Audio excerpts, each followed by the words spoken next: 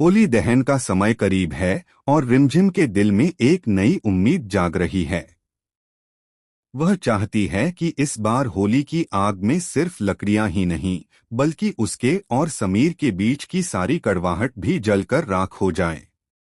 वह समीर से कहती है कि क्या इस बार वह उसके साथ होली नहीं मनाएगा, क्या उसे अकेले ही रंगों का त्योहार मनाना होगा।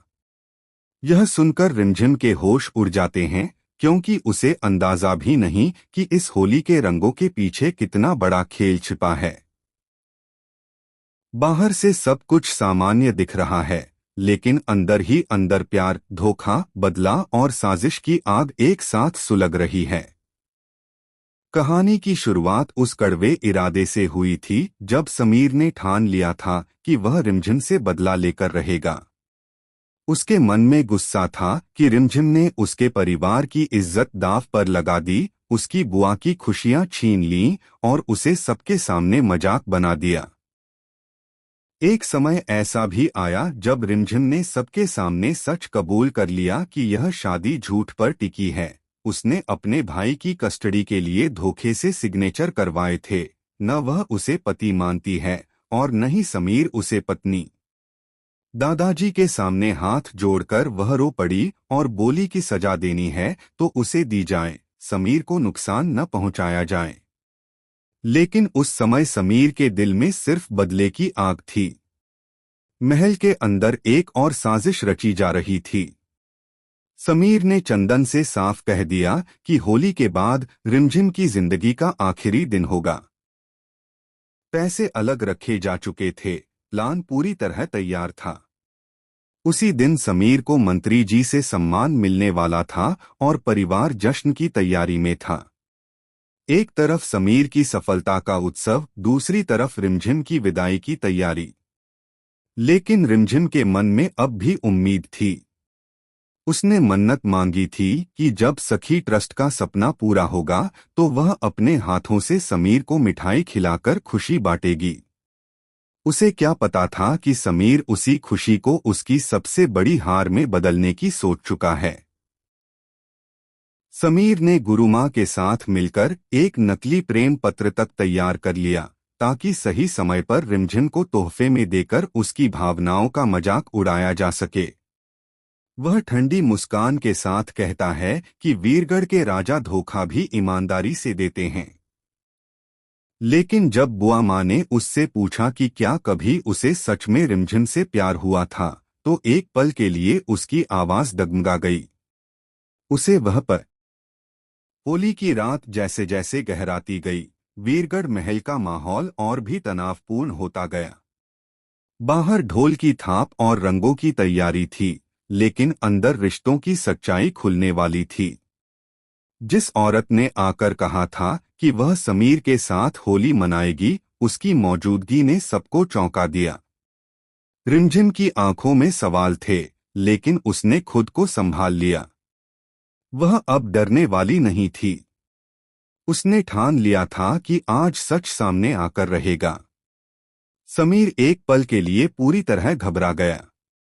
उसे लगा था कि सब कुछ उसके कंट्रोल में है, लेकिन हालात हाथ से निकलते दिख रहे थे।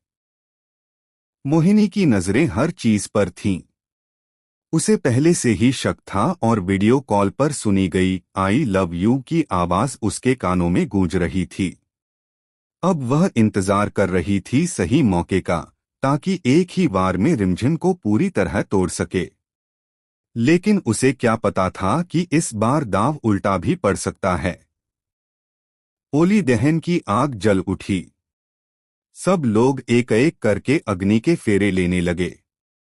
जब रिमझिम की बारी आई तो उसने आंखें बंद कर मन ही मन प्रार्थना की कि अगर उसके प्यार में सच्चाई है तो आज सच खुद सामने आए। उसी समय वह औरत फिर से आगे बढ़ी और बोली कि समीर ने उससे वादा किया है कि वह उसके साथ नई जिंदगी शुरू करेगा। पूरे महल में सन्नाटा छा गया। दादाजी की नजरें सीधे समीर पर टिक गईं। समीर कुछ कह पाता उससे पहले रिमझिम ने शांत आवाज में कहा कि आज फैसला हो ही जाए। उसने सबके सामने वह रिकॉर्डिंग चला दी जिसमें समीर की बातचीत साफ सुनाई दे रही थी, उसका प्लान, उसका बदला, उसकी चाल। यह सुनते ही सबके होश उड़ गए। चंदन का सिर झुक गया, मोहिनी के चेहरे का रंग उड़ गया और समीर पहली बार खुद को घिरा हुआ महसूस करने लगा। उसने सोचा भी नहीं था कि रिमझिम इतनी चुपचाप सबूत जुटा रही होगी। रिमझिम ने कहा कि उसने गलती की थी, झूठी शादी का सच उसने खुद कबूल किया था, लेकिन उसने कभी किसी की जान लेने या किसी को बर्बाद करने की साजिश नहीं रची। अगर बदला लेना था तो सामने से लेते, पीठ पीछे वार क्यों? उसकी आंखों में आंसू थे, मगर आवाज में डर नहीं था। उसने साफ कहा कि आज के बाद वह इस महल में झूठ के सहारे नहीं रहेगी। या तो रिश्ता सच के साथ होगा या फिर बिल्कुल नहीं होगा। समीर के अंदर चल रही जंग अब सबके सामने थी। बदले की आग धीरे धीरे शर्म और पछतावे में बदलने लगी। उसे एहसास हुआ कि जिस खेल को वह जी होली की आग अब धीमे धीमे सुलग रही थी, लेकिन माहौल पहले से कहीं ज्यादा भड़क चुका था। सबकी नजरें समीर पर थीं। रिकॉर्डिंग सुनने के बाद अब उसके पास छिपाने के लिए कुछ बचा नहीं था। कुछ पल तक वह खामोश खड़ा रहा, जैसे शब्द उसका साथ छोड़ चुके हों। दादाजी की कड़ी आवाज गूंजी, समीर, क्या यह सब सच है? और उसी पल महल की दीवारें भी मानो जवाब सुनने को ठहर गईं। समीर ने एक गहरी सांस ली। उसके चेहरे पर पहली बार अहंकार नहीं, उलझन और पछतावा था।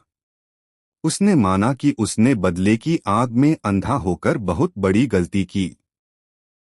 उसे लगा था कि रिमझिम ने उसे और उसके परिवार को धोखा दिया, इसलिए वह भी उसे उसी दर्द का एहसास कराना चाहता था।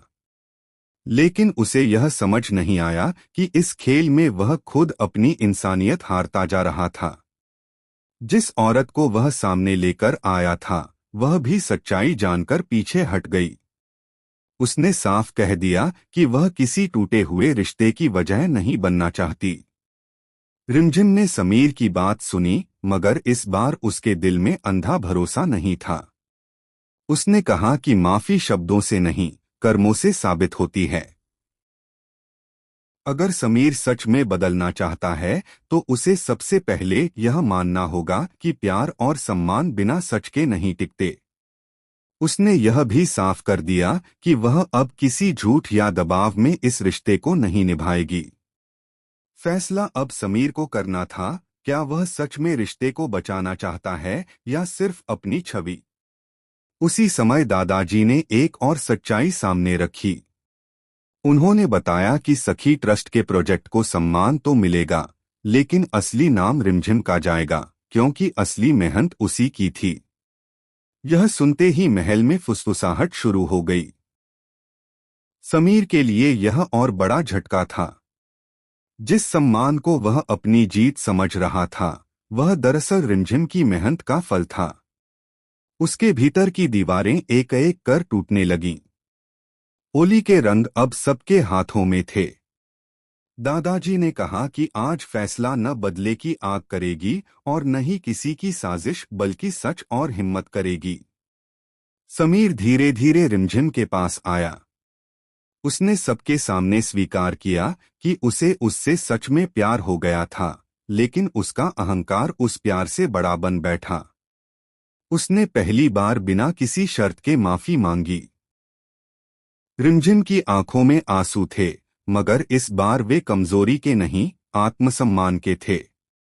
उसने कहा कि वह तुरंत कोई फैसला नहीं करेगी।